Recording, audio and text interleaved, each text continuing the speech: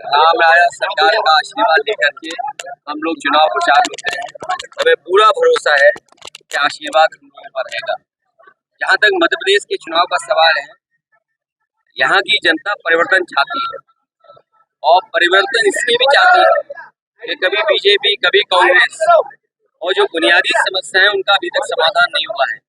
आज भी महंगाई है, बेरोजगारी चरम सीमा पर है और जो आंकड़े हमें दिखाई दे रहे हैं, अगर हम आंकड़े देश के माने तो 100 में 84 लोग बेरोजगार हैं।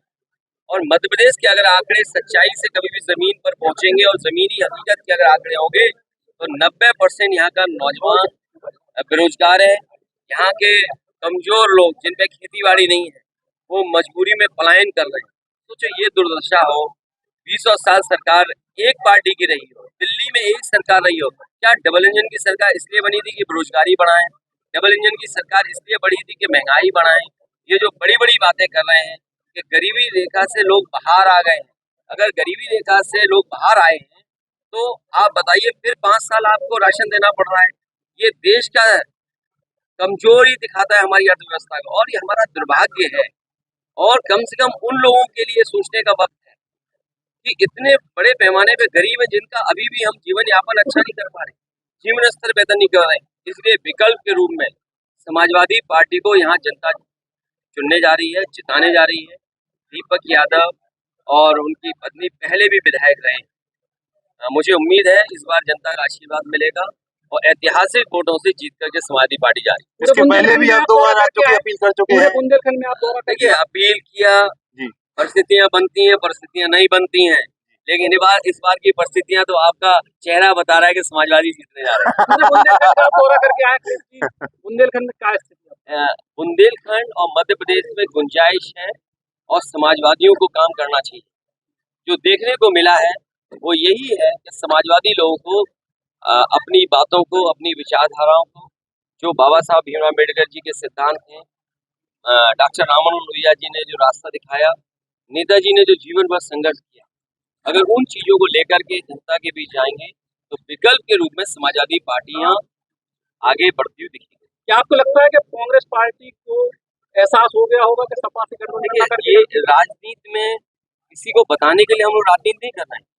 हम लोग राजनीति में इसलिए हैं कि हमारी विचारधारा उनसे अलग है, लेकिन परिस्थितियों की वजह से हम कांग्रेस के साथ थे। लेकिन कांग्रेस को महसूस हुआ कि समाजवादियों की कोई जरूरत नहीं है, इसलिए हमें दूर कर दिया। हम समाजवादी लोग अपनी पार्टी को खत्म नहीं कर सकते।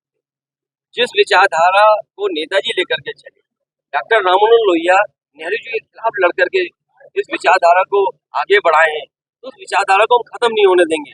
कांग्रेस चाहती है कि समाजवादी विचारधारा खत्म हो जाए। हमारा संकल्प है कि समाजवादी विचारधारा को यहाँ और फैलाएंगे।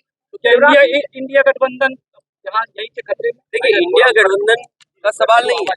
कांग्रेस ने दबे मन से और क्योंकि राजनीति में कई बार दल अपना स्वार्थ देखते हैं, वो स्वार्थ उनका ये था कि अपनी हम सरकार बना लें और जब दिल्ली की बात आएगी तब हम विचार करेंगे।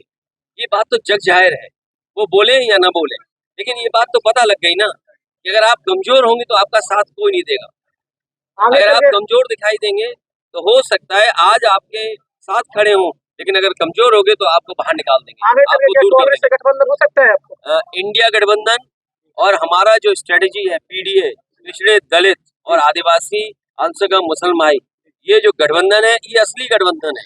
इंडिया तो एक नाम हो गया जिसमें तमाम दल हैं, लेकिन सही रूप से अगर कोई देश को एनडीए को हराएगा तो वही पीडीए हराएगा। और मुझे उम्मीद है कि जिस तरीके से पीडीए से प्रभावित होकर के लोग जुड़ रहे हैं, जाति जनगणना चाहते हैं, सामाजिक न्याय की बात कर रहे हैं, 27% आरक्षण हो, आबादी के हिसाब से हक सम्मान मिले, ये लड़ाई बड़ी है।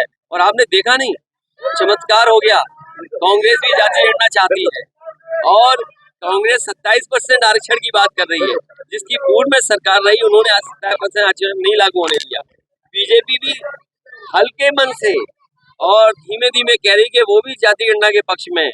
वो दिन दूर नहीं, लोकसभा से पहले देश के सभी दल जाति जनगणना के लिए बोलेंगे। मुझे उम्मीद है कि समाजवादियों की आवाज जो कभी उठाई थी नेताजी ने, उस आवाज से मिलाकर के और बुलंद करने के लिए सब साथ आ गए हैं। तो इससे बड़ी जीत और क्या हो सकती है कि कांग्रेस और बीजेपी जाति गणना चाहती है।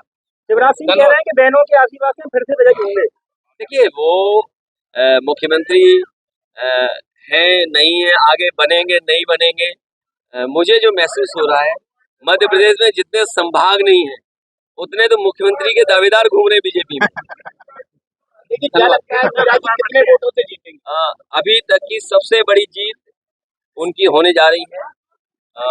सबसे बड़ी जीत मीरा यादव जी की होने जा रही है इस क्षेत्र से। सर नेताजी की कमी महसूस होगी क्या मध्य प्रदेश चुनाव को लेकर? देखिए नेताजी ने अपना पूरा जीवन लगा दिया और उन्होंने ये हम लोगों को विचारा दी है जो विरासत में हमें समाजवादी आंदोलन मिला है। हमारी सबकी जिम्मेदारी ये है कि नेताजी की उस विचारधारा को आगे ले जाएं, उनके सपने पूरे हों।